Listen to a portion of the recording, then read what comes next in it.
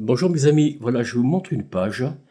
Regardez bien, McKinsey et compagnie. Savez-vous que autrefois il y avait les commissions, alors autant du colonel de Gaulle, hein, les comités Théodule, dont sont 317 commissions et instances consultatives ou délibératives rattachées directement au Premier ministre, au ministre de... Il y a la Banque de France, bien sûr. Mais McKinsey, aujourd'hui, c'est plus de 2,5 milliards d'euros. Voyez-vous, j'espère que vous allez bien, chers amis. Accrochez vos ceintures parce que je ne vais pas vous faire le résumé de ce qu'est McKinsey et les autres groupes que Soros finance, enfin Georges Soros, c'est peut-être son fils aussi d'ailleurs. Mais soyons francs, soyons honnêtes. La France, le gouvernement français depuis pas mal d'années, disons-le, hein, ce n'est pas une affaire de Macron ni de Sarkozy. Ils ont coûté cher déjà sous Mitterrand, vous voyez, sous Giscard d'Estaing aussi. Maintenant, allez, pour se détendre, chers amis, je vais vous montrer quelque chose qui me fait plaisir de voir. Je vais vous montrer une dirigeante. Alors, c'est une dirigeante italienne.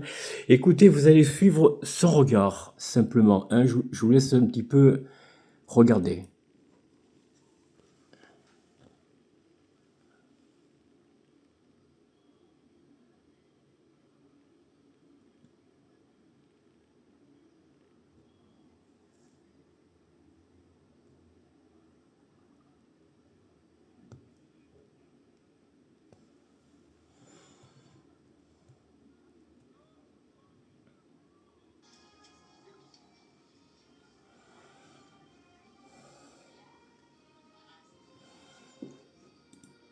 Bon, on peut penser ce qu'on veut de son regard, si vous voulez, chers amis. Je suis pas là pour dire que euh, c'est une femme, une dirigeante qui quand même est bien plus belle que d'autres que je vais pas ici citer parce que je vais me faire striker la vidéo, la faire ghoster.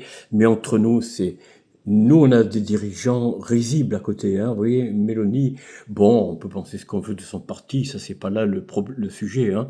Je suis pas là pour dire je suis d'accord avec elle ou contre elle, hein. Justement, elle est dans son pays en Italie, elle fait ce qu'elle veut chez elle. Je dis toujours que les dirigeants, ils n'ont pas à nous plaire des autres pays, ils sont chez eux et ils font la politique qu'ils pensent pour le peuple qu'ils ont choisi leurs dirigeants. Je parle aussi bien de l'Italie, la Russie, la Hongrie et j'en passe. Voilà mes amis, c'est tout ce que j'avais à vous montrer aujourd'hui. En ce 2 mai 2025, je vous souhaite une bonne journée. Au revoir.